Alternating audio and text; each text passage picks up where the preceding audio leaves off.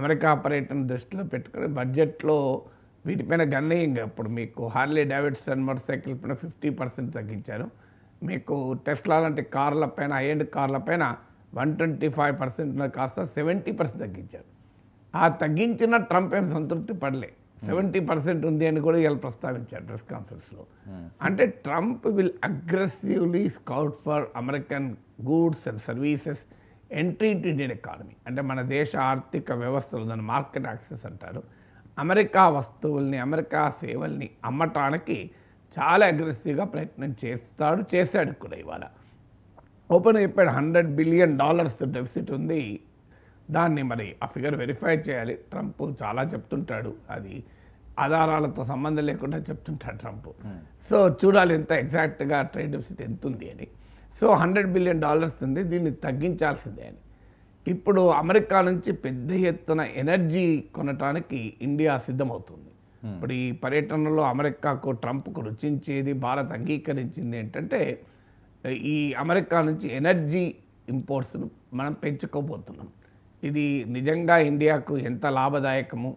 ఇప్పుడు మనం కొంటున్న దేశాల నుంచి కాకుండా అమెరికా నుంచి ఎక్కువ కొంటే అది మనకి ఎకనామిక్గా బెనిఫిటా, లాసా, మనం ఇంకా వివరాలు చూడాలి.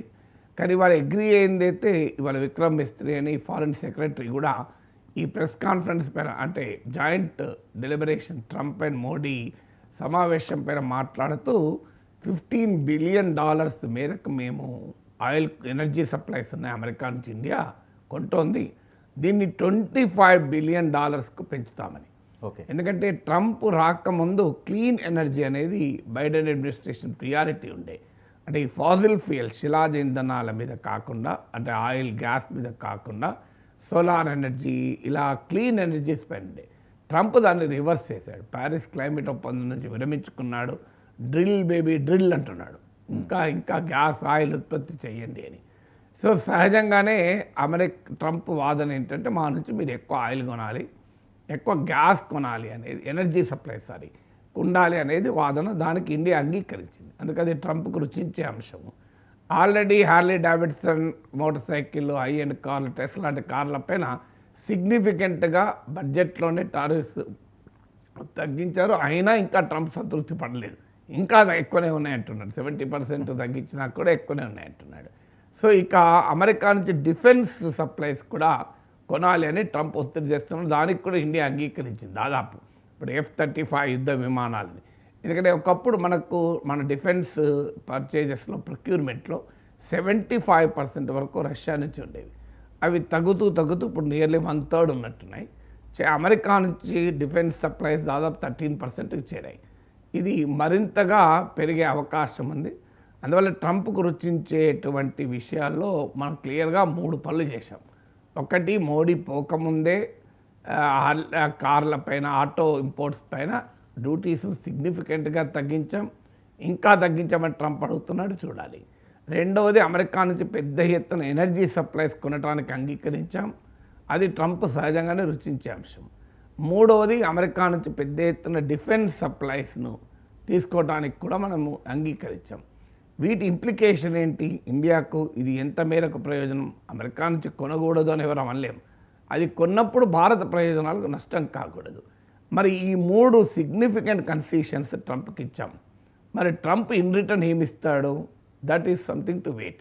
ఇప్పటికైతే రెసిప్రోకల్ టారిఫ్స్, ఇండియాను కూడా వదలము, ఏ దేశాన్ని వదలము, India is the biggest abuser of tariffs అంటూ ట్రంప్ ఈవెన్ ప్రైమ్ మినిస్టర్తో అటెండ్ అయిన సందర్భంగా కూడా ఇదే మాట్లాడాడు. మళ్ళీ ఆయన ఎక్కడ తన పొజిషన్లో డైల్యూషన్ ఏం లేదు.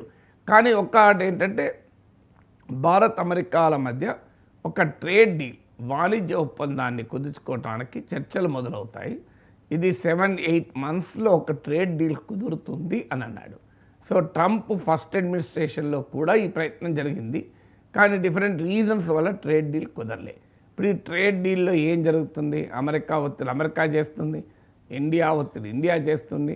చివరికి ఈ ట్రేడ్ డీల్ యొక్క ఫైన్ ప్రింట్ వచ్చాక ఈ డీల్ అమెరికాకు ఉపయోగపడుతుందా, ఇండియాకు ఉపయోగపడుతుందా అనేది మనం will have to wait and see. Significant concessions ఇచ్చాము, అయినా కూడా ట్రంప్ ఎలా రియాక్ట్ అవుతాడు, మనకేమైనా ఇండియాకు కూడా ఏమైనా బెనిఫిట్ చేస్తాడా అమెరికన్ ఎకానమీలో చూడాలి.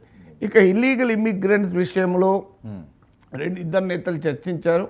ఇల్లీగల్ ఇమ్మిగ్రెంట్స్ విషయంలో మనకు అమెరికాకు పెద్ద డిఫరెన్సెస్ లేవు. ట్రంప్తో కూడా మనకేం విభేదాలు లేవు. టారిఫ్ విషయంలోనే ఇబ్బంది తప్ప మీకు ఎందుకంటే మన దేశ ఎగుమతుల్లో 18% అమెరికాకే, అందులో సాఫ్ట్వేర్ ఎగుమతులు అయితే 70-80% అమెరికాకే. అంటే ఇండియన్ టోటల్ ఎక్స్పోర్ట్స్లో 18% అమెరికాకు ఉన్నప్పుడు అమెరికన్ ఎకానమీలోకి మన వస్తువుల్ని రానివ్వకపోతే డెఫినెట్గా మనం నష్టపోతాం. మరి ఆ రెసిప్రోకల్ టారిఫ్స్ ఎలా ఉంటాయి? Already steel and aluminium imports పైన ట్రంప్ భారీగా సుంకాలు విధించాడు. India is not a biggest exporter steel to America, but still significant ఎక్స్పోర్టర్స్లో వన్ ఆఫ్ ద టాప్ 10 ఎక్స్పోర్టర్స్లో ఒకటి. ఆల్రెడీ ఇండియా పైన దెబ్బ తగులుతుంది. అందువల్ల ఈ ట్రేడ్ డీల్లో ఎవరికి అనుకూలంగా ఈ ట్రేడ్ డీల్ ఉంటుంది? నిజంగానే విన్ విన్ పార్ట్నర్షిప్ ఉభయతారకంగా ఉంటుందా? ఇండియా అమెరికా ఒత్తిడికి తల ఒగ్గుతుందా, లేదా ఇండియా రెసిస్ట్ చేసి ట్రంప్ నుంచి మ్యాక్సిమం కన్సెషన్స్ తీసుకోగలమా అనేది చూడాలి. 7 నెలల్లో ఈ ట్రేడ్ డీల్ పూర్తి చేయాలి అని ఇద్దరు నాయకులు నిర్ణయించారు. ఇల్లీగల్ మైగ్రేషన్లో అన్నట్లు పెద్ద డిఫరెన్స్ ఆఫ్ ఒపీనియన్ లేదు. అంటే అక్రమ వలసలపై ప్రధాని మోదీ కూడా వ్యాఖ్యలు చేయడం, ఇది అంతర్జాతీయ సమస్య అంటూ ఆయన పేర్కొన్నారని, అక్రమ వలసదారులకు దేశంలో ఉండే హక్కు లేదని. ఇప్పుడు అమెరికాలో చాలామంది భారతీయులు ఉంటున్నారు. అది అక్రమంగా సక్రమంగా అనే అంశం ఉంటే వాళ్ళు తీసుకుంటున్న నిర్ణయాలు కఠినంగా వాళ్ళ మీద వ్యవహరిస్తున్న తీరు, ఇది భారతదేశాన్ని ఇక్కడ ఉన్న వాళ్ళని ఇబ్బంది పెడుతుంది కదా. అంటే కఠినంగా ఉన్నది డెఫినెట్గా ఆప్టిక్స్ రీత్యా చేస్తే ఇబ్బంది పెడుతుంది వాళ్ళ వేడిలేసి. కానీ దానికన్నా సబ్స్టాన్షియస్ చాలా ఉన్నప్పుడు మనం డిప్లొమసీలో ఇప్పుడు భారతీయులకు వేడిలేసి పంపించారు అన్నది డెఫినెట్గా చాలా ఎమోషన్స్, భావోద్వేగాలకు కారణమైంది. బట్ స్టిల్ ఆ ఒక్క అంశం పైనే నీకు మోడీ ట్రంప్ చర్చలంతా ఆగిపోవు కదా. ఒక అక్రమంగా అమెరికాకు వెళ్ళిన భారతీయులు డిఫెండ్ చేయడానికి భారత ప్రధానమంత్రికి వేరే పనులన్నీ ఆపేసి అదొక్కడే పట్టుకోవడం, అది పట్టుకోవడం కోరుకోవడం కూడా కరెక్ట్ కాదు. డిప్లొమాటీ ఒక 2 దేశాల సంబంధాల్లో అనేక అంశాలు ఉంటాయి. దాంట్లో ప్రియారిటీస్ ప్రకారం చర్చిస్తుంటారు. ఇది నీవు మా వాళ్ళకి బయటలు వేసినావు కదా, నీతో ముచ్చట పెట్ట నేను అని ఉండవు. ఇంటర్నేషనల్లీ ఉండకూడదు కూడా. అంటే భారతీయులు అక్రమంగా అమెరికాకు వెళ్ళి దా అంశం పైననే ఇక భారత అమెరికా సంబంధాలు ఆగిపోవాలంటే అది కరెక్ట్ కాదు కదా. ముందు సక్రమంగా పోయిన వాళ్ళ సమస్యలు చర్చించాలి కదా. అక్రమంగా పోవడమే తప్పు. అందుకే ఇల్లీగల్ ఇమ్మిగ్రెంట్స్ విషయంలో ఇండియాకు ట్రంప్కు డిఫరెన్స్ ఏం లేదు. మనము తీసుకోమని ఎప్పుడూ అనలే. ఇల్లీగల్ ఇమ్మిగ్రెంట్ ఎవరైనా భారతీయుడని రుజువు అయితే మేము రిటర్న్ తీసుకోవడానికి సిద్ధమైన గతంలో చెప్పాం, ఇప్పుడు మళ్ళీ మోడీ పర్యటన సందర్భం కూడా చెప్పాం. సో అందులో డిఫరెన్స్ ఆఫ్ ఒపీనియన్ ఏం లేదు. ఎందుకంటే 7,25,000 మంది దాకా ఇండియన్స్ ఇల్లీగల్గా అమెరికాలో ఉంటున్నారని అంచనా. ప్రతి ఏటా ప్రపంచవ్యాప్తంగా ఒక 5 లక్షల మంది అమెరికాలో ఇల్లీగల్గా ఎంటర్ అవుతున్నారు. అందులో ఇండియన్స్ కూడా 3rd లార్జెస్ట్. మీకు మెక్సికో, ఎల్ సాల్వడార్ తర్వాత ఇండియన్సే ఉంటారు. ఇప్పుడు 7,25,000లో ఐడెంటిఫై చేసింది 20,000 మంది వెనక్కి పంపడానికి. అందులో 18,000 మందికి నోటీసులు కూడా ఇచ్చారు, 104 మందిని పంపించారు. ఇంకా లాంగ్ ప్రాసెస్ ఉంది.